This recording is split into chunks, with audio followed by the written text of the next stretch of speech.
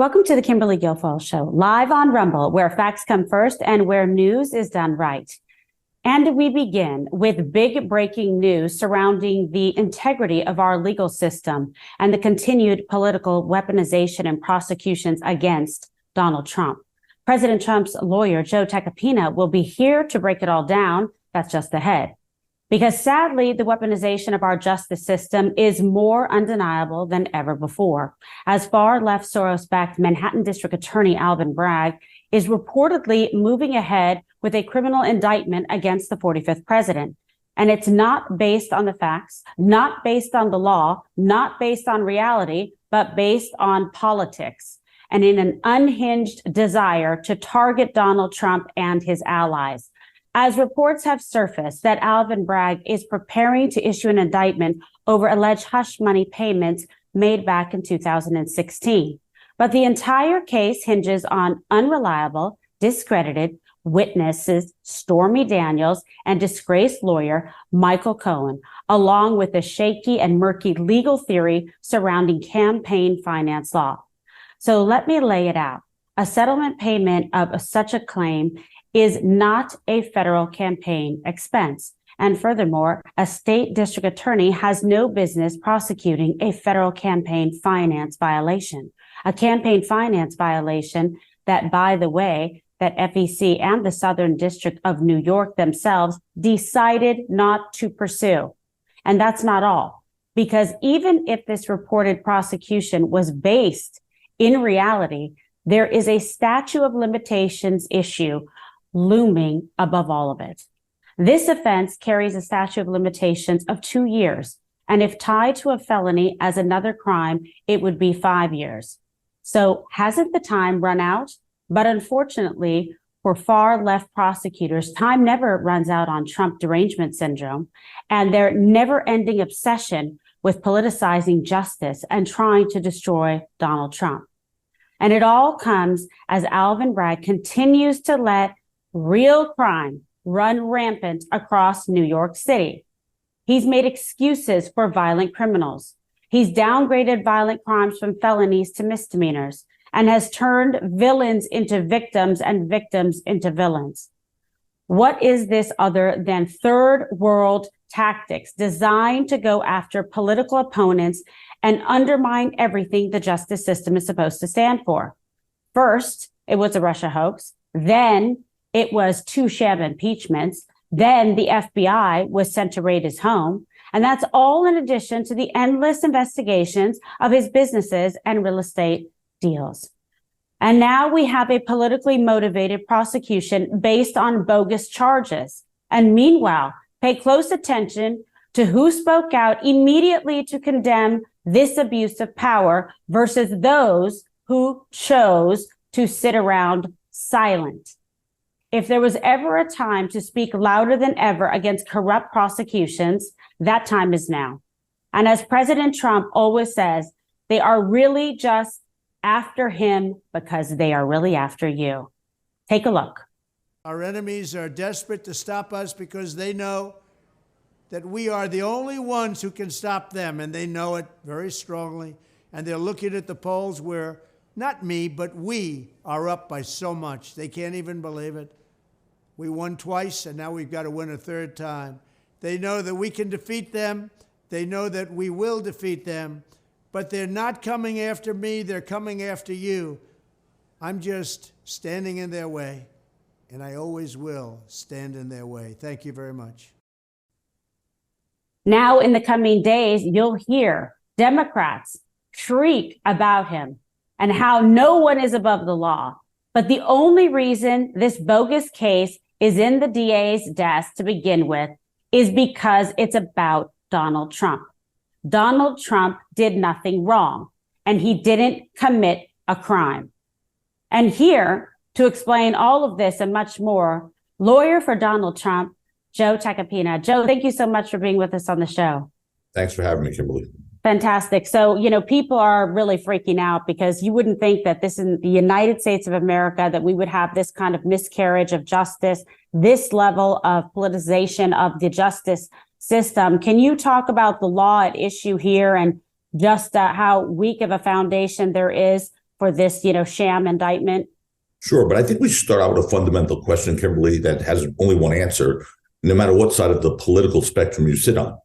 Does anyone actually believe that if someone else were accused of paying hush money to avoid a sex scandal in public, in the manner that President Trump is suspected of doing, he would be prosecuted?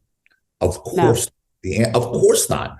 And when you then go to this particular prosecutor, no one is above rule of law. That's correct. And we'll get to the facts here in a second, because not only was there not a crime, there was nothing done wrong. If there was a crime, it was committed against Donald Trump, the crime of extortion. Let's put that aside for a second. But no one is above rule of law in America.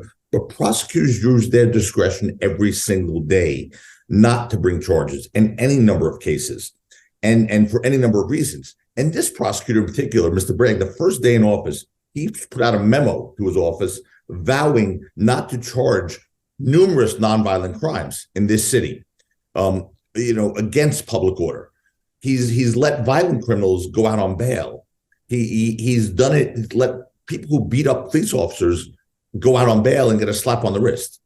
But yet something like this, which is clearly politically charged, is getting the full weight of Alvin Bragg's attention and office. It's despicable. And, you're seeing people come out, not just from the far right supporting the Donald Trump position and really going against Bragg, but people all the way on the far left as well. Wall Street Journal has come out with a massive piece, against this political prosecution, as they call it. You see people who would never support Donald Trump politically coming out and saying, this is wrong. You cannot overstate the mistake that Alvin Bragg is making here. Then when you think about what the allegations are, it's not even close to being a crime. Bradley Smith, who was the chairman of the Federal Election Committee, and one of the guys I referenced when you talk about all these individuals, he along with other former chairmen have said, there's no crime here. There's no federal campaign law violation here. FEC said it. The Southern District of New York said it. Yet the Manhattan DA's office, who has no jurisdiction over federal elections, is somehow going to make a crime here. Why? Because Alvin Bragg is a Soros-funded prosecutor. He's got to answer to the people who fund him and support him and are making demands of him. I mean, Cy Vance looked at this, the former prosecutor of Manhattan, and he's the one who initiated the Trump grand jury, and he said there's nothing here. Then Alvin Bragg initially came in, and he said there's nothing here. Then Mark Pomerantz, left in a huff, committed all sorts of legal and ethical violations, wrote a book, and put pressure on Alvin Bragg, and all of a sudden, we've revived the case called the zombie case from the dead. And it's outrageous. It's exactly what our system of justice is not supposed to be. This is weaponization of the justice system and weaponization of our prosecutor's office in the first degree. And it is something that will harm the confidence in rule of law in this country forever. It's really true. And it just seems they're just very interested in, pushing forward again, the agenda, the Soros-backed prosecutors, and making a whole spectacle of the 45th president of the United States. We saw all the reports across this weekend, the president himself coming out and saying that he expected to be arrested on Tuesday. Then that was walked back a little bit, saying, don't know exactly the day, but obviously you represent him, you're in contact with them. I'm sure you've tried to reason with them that this is, just outrageous, but, what is the latest on this? Look, they're locked in their position.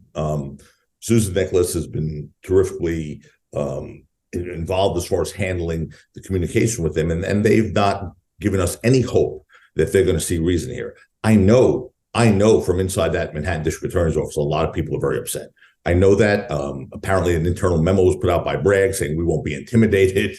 Well, you shouldn't be intimidated, but you should be concerned about the overwhelming concern amongst your employees, your prosecutors, that this office is being used as a political pawn. The Manhattan District Attorney's office, aside from the Southern District of New York, was considered the prosecutor's office in the country. Robert Morgenthau would be rolling over in his grave right now. He really would. He really would be.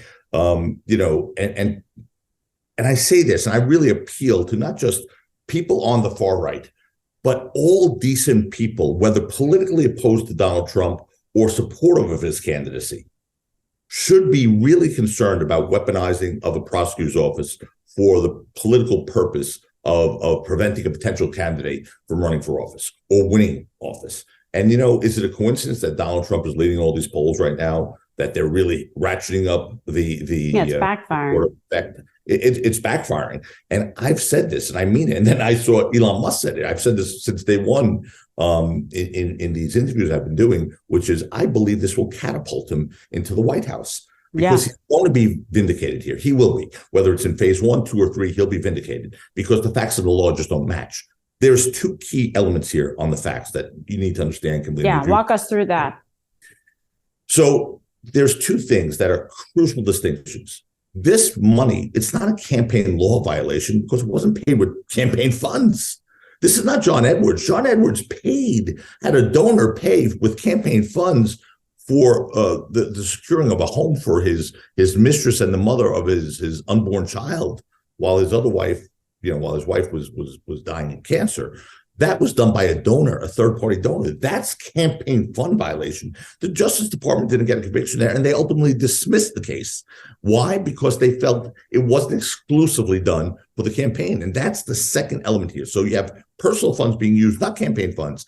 And when you're talking about personal funds use regarding any candidacy or any candidate, there's a very bright line test that ends this inquiry right off the bat. And it's simply this: was the payment or expenditure made by the candidate with his personal funds, would that have been made irrespective of the campaign? And the answer to that question is clearly yes. Even Michael Cohen, the convicted felon, the admitted liar and perjurer, the guy who used to go on TV and say Donald Trump was the greatest person to ever walk the face of this earth. Now Donald Trump's the worst person to ever walk the face of the earth. I mean, that guy has about as much credibility as an ant. And he's out there with that face of his going out talking like he's part of the democratic order in this country and really is all about democracy. He's out there saying things that are unbelievable. What he did say, though, when he pled guilty to his felony was that Donald Trump, one of the reasons Donald Trump did this was to protect himself and his family and his young children, Barron included, from personal embarrassment. That ends it. That shows you that this payment, this nuisance settlement payment, that's all it was.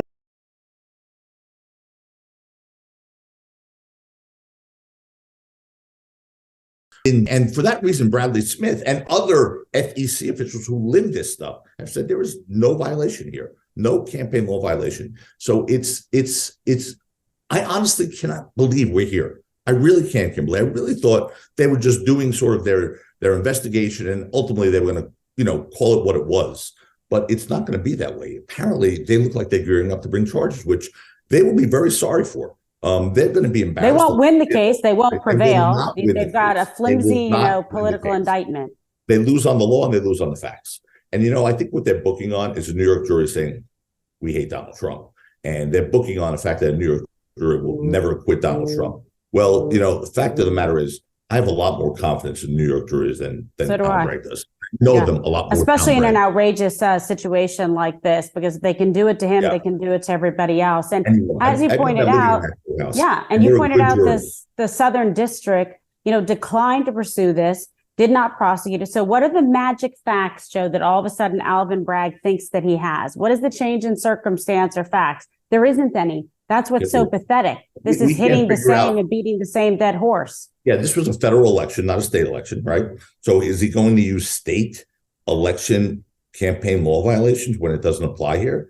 I really don't know where. No, we're all baffled. I'm telling you, even the scholars that do this campaign finance law are baffled. Right.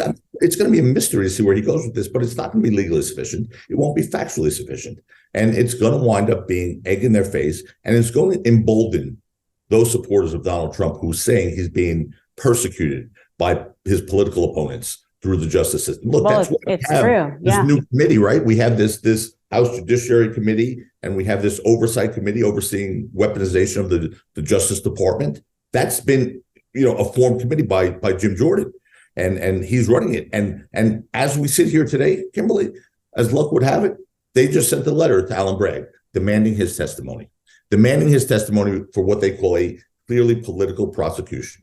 Well, that's a big deal. That's a big development and very important, because it's so outrageous that they're going to ask him to come to testify about what exactly that he is trying to do to this president without any factual basis whatsoever. I mean, this man should not be a district attorney. He should lose his licensed to practice law. He should be disbarred for this kind of egregious behavior. It is so unethical and so improper. It's just a complete, selective and, malicious prosecution against, a former president without any factual basis.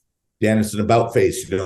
Mark Pomerantz in his book, and really, he must have really lost his mind when he wrote that book, because he put himself in legal jeopardy in standing with the bar and the grievance committee. He's committed ethical violations, and he made some admissions in that book were pearls for Donald Trump. But one thing he said in there, and I have the quote right in front of me, is during a meeting with Alvin Bragg said to him and his staff, he could not see a world in which we could indict Donald Trump and call Michael Cohen as the prosecution witness. So that being said, I guess something happened in the last couple of months between Alvin Bragg's previous statements and his current state of mind. What could it be? Could it be political pressure? Could it be the people who funded his campaign? Exactly. Now, and if that's the case, that is something that should send shivers down the spine of every American, whether you're on the far right, far left, in the middle, woke, asleep, whatever. That should scare the living hell out of anybody. And that's what's happening here. It's really true. And when you think about it, their star witness is a convicted felon. You know what that means in a court of law. Like, they can disregard his total testimony. This is a man, with a felony, conviction. He's a confirmed liar. And so you're supposed to take the word of this man for circumstances that they've refused to even prosecute or go further on the case. But now they're going to resurrect it and bootstrap it to this guy who's now convicted. But Kimberly, that's a great point, and it's true. I'd be paid to cross-examine Michael Cohen, and hopefully I'll have the chance to do it. I don't think it's going to happen in this form, because I don't think this case is going to survive. But even if he's saying, yes, he paid her that money, first of all, he took out the loan, Michael Cohen. That's normal. Most lawyers take out loans to pay off settlements for clients, but that was because he was trying to ingratiate himself to the president. But he paid her that money to shut up this scandal that the president vehemently denies. And Stormy Daniels, by the way, has said never happened in multiple writings. Well, and the president prevailed and got a judgment against Stormy Daniels. Let's not also forget that. But so let's assume everything Michael Cohen's saying is true. Just assume, which is a stretch, because he really doesn't say anything that's truthful completely. But assuming everything he's saying is true, there's still no crime. Right. We understand that. People don't seem to understand that. Michael Cohen is almost an irrelevant witness here. What is he going to say? That I paid her off to vote. So what? His plea allocution says it all. He said he paid the money off for the president to help the campaign, and so the president could avoid personal embarrassment and embarrassment to his family. That is the end of the equation. It is not a campaign law violation. It wasn't paid with campaign funds, paid personal funds to avoid a personal situation from becoming an embarrassing personal situation. End of story. So Michael Cohen can say anything he wants. The facts are the facts. Even if you credit everything he says, it's still not a crime. Yeah, that's the thing. So now where do we go from here? Because a lot of people, they're talking about this. It's very big, obviously, in the news and online and social media. Here it is, Monday, we're expecting, okay, there's supposed to be a whole public statement, something we're saying they're going to arrest the president. Where does it stand?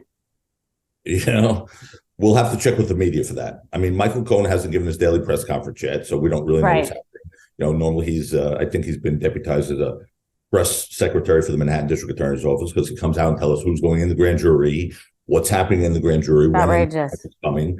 So we haven't had his press conference yet today. And he's like Baghdad Bob or something. Yeah, remember that back in the day. At least the press haven't occurred. Normally I get my information from the journalists calling me and telling me what's happening. From the leaks, yeah. But theoretically speaking, though, if there's an indictment, if there's an arrest warrant, would you ask to have it done, virtually? And what do you expect? What does that process look like? They do what they want. At that point, this is an all-out war. Donald Trump is the toughest human being I've ever met. Most people crumble under allegations like this, and with the pressure he's under from political opponents weaponizing the justice system. Donald Trump is not going to ask for anything from them. They want him in 100 Center Street. He'll be there loud and proud, and there's nobody that's going to make him cower. But again, let's see where they go. Let's see what the process is. This is all new to everybody. in the history of this country. Well, that's the thing, because people wonder, okay, then does he post bail? Does he, I mean, the whole thing is so disgusting. Bail. You could murder someone in New York City and you don't have to post bail. Right. Okay? This is what I'm wondering. If how they far ask are they for going to $1 in take bail this? in this case, that just seals the deal. I mean, there was a guy who in the pro-Israel Day rally, a bunch of Middle Eastern gentlemen pummeled for no reason this one Israeli guy because he was just marching in support of his beliefs in his country. Pummeled him into a coma. They were released on bail, and I think their deal was a 6-month plea. It's scary to me what's happening in the city, and yet this is what that office is spending its resources on. Well, that's the sad part. When you see just the rampant crime and the violence in New York, nobody wants to live there. Sorry, Joe, including me. We all left because it was so crazy, and you can't even walk down the streets. It's not safe. The subways aren't safe. This guy has no idea what he's doing. He just wants to prosecute and persecute Donald Trump. This has got to, backfire on him spectacularly. And then there's people that tell me that he has higher aspirations for a bigger office. Alvin Bragg, if you could imagine. And that's, and that says it all, right? That really says it all, because it's almost clear what he's doing. There's no factual basis to bring this case, no legal basis. No other officers looked at this case. Everyone said, this is, of all cases, this is the one. But he has to bring something. He has to bring something because the people who are directing him and supporting him and funding him, and he has higher aspirations, well, that's his audience. That's who he speaks to. And if they want this to happen, he's going to make it happen. That's not the way it should be. Prosecutors are supposed to be above reproach, above influence. They're supposed to make prosecutors. They have enormous power, prosecutors. And before you bring charges against someone, you should. We're both former prosecutors, so we know how this works. Prosecutors, not a proud day to be a prosecutor, though. I will tell you that. I'll tell you that much. So I'm just real quick procedurally, Joe. This gets filed. There's the indictment. They bring a case, etc. Then right away you're going to file, a motion to try to get this thrown out, or what right now is your legal strategy? Well, right now we're in a holding pattern because we have no idea what they could conceivably charge him with. But no matter what it's going to be, if it has to do with this slush fund payments or nuisance settlement, let's call it really what it is, a nuisance settlement, obviously we'll move immediately to get this dismissed. But that's going to take a judge with honesty and integrity and courage. But I'm still confident in this system. And I believe at bottom, this New York jury that the DA's office is banking on hating Donald Trump, I think they're going to hate this process, the political motivated prosecution and the weaponization of a prosecutor's office much more than they like or dislike any particular political candidate. It's so true. Well, I'm sure glad that he has you on his side. And I know that you and your team will do a phenomenal job representing the president. And, all eyes, not just in this country, around the world, are on this case and are just in shock about what has transpired here. But, in the end, I really do believe you guys will prevail. As usual, everybody's been writing in and praying for the president and just outraged. But as you've said, he's even getting mainstream media support, people saying this is pretty insane what's going on here. Right. And I think that speaks volumes, right? Because nothing Donald Trump does will appease some certain people on certain, sides of the political spectrum. This is different. Because they understand the long-term damage it's going to do to this country. And is this where we're at now, really, Kimberly? Is this where we're at now, where prosecutors pursue people based on political views, and it's not America. This is not America, and this is some scary stuff. It really is. Well, I'm glad we have you on our side and fighting for him. So, Joe, good luck with everything.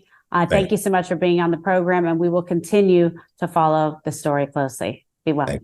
Thank you. And I want to make sure I thank our sponsors who make this show possible. Gold and silver can protect your retirement savings from inflation and dollar devaluation. That's why I want to tell you all about Goldco. Owning tangible, physical, inflation hedging gold and silver can help diversify your portfolio. From precious metals, IRAs, to direct purchases of gold and silver, Goldco has helped thousands of Americans diversify and protect their retirement savings. Support companies who support you instead of supporting woke companies who hate you. Go to kimsmetals.com to learn more. That's kimsmetals.com. Now, as we continue to expose the two-tier justice system, it's not just Donald Trump who's being targeted. It's all of you. This is all designed to send a message to America First supporters that there's one rule for Democrats and one rule for the rest of us. At the core of our justice system is the idea that decisions on whether to pursue a case are based on the facts and on the law and not on politics. But what we're seeing play out is the exact opposite. Alvin Bragg appears to be on a mission to undermine the 2024 Republican presidential frontrunner while building favor inside the Democratic Party. It's the politics of personal destruction at its absolute worst. Using grand juries and the court system to boost political status is causing permanent damage, irreparable damage to the country, and eroding the confidence common sense Americans have in what is supposed to be the most sacred institution. And with each passing day, we drift further and further from the vision of our founders and the vision so many Americans have that the law be applied equally and be free from the day-to-day political mudslinging. So in closing, I want to thank you so much for joining us here on Rumble, where facts and free speech come first, and where we reject the false narrative and seek the truth. And I want to be sure to thank our brave sponsors. It's why I also want to tell you all about My Pillow 2.0, where you can buy one, get one free with promo code mypillow.com/Kimberly. Because the best pillow, it got even better. The patented adjustable fill is going to give the exact support you need from the bed to your head, and it's going to stay that way throughout the night, and it's going to keep you cool. Be sure to go to mypillow.com/Kimberly to learn more. And in the meantime, be sure to follow me at Kimberly Guilfoyle here on Rumble and turn on notifications so you never miss an episode. And also be sure to follow me across all platforms, Twitter, Truth Social, Facebook, and Instagram. And hop on over to locals.com at Kim Guilfoyle, where we're going to have a live Q&A. And comment down below. Tell me what you think, who you want to see interviewed, and what stories are exciting you the most and you are most interested in. See you again Thursday.